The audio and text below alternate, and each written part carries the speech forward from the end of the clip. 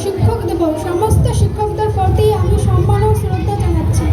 এই দিনটি একজন শিক্ষক ও ছাত্র উভয়ের কাছে খুব গুরুত্বপূর্ণ দিন। এই দিন এলেই আমাদের মনে পড়ে যায় এক মহান শিক্ষকের কথা, যিনি হলেন ডক্টর সর্বপল্লী রাধাকৃষ্ণন। 1888 সালে আজকের দিনে তামিলনাড়ুতে জন্মগ্রহণ করেন।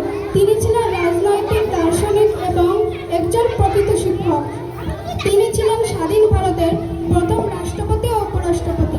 রাষ্ট্রপতি হওয়ায় তার গুণমুগ্ধ ছাত্র ও বন্ধুরা 5ই সেপ্টেম্বর তার জন্মদিন পালন করতে চাইলে তিনি বললেন, জন্মদিনের পরিবর্তে শিক্ষক দিবস পালন করলে আমি অধিক সম্মানিত বোধ করব।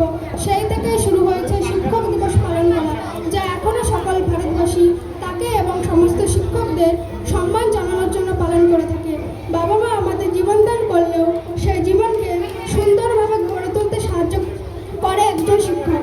শিক্ষক আমাদের জীবনের এক গুরুত্বপূর্ণ অংশ, তাই আমাদের উচিত প্রত্যেকটা শিক্ষককে সম্মান ও শ্রদ্ধা করা। এই বক্তব্যটি আমি শেষ করছি ডক্টর সর্বপল্লী রাধাকৃষ্ণনের একটি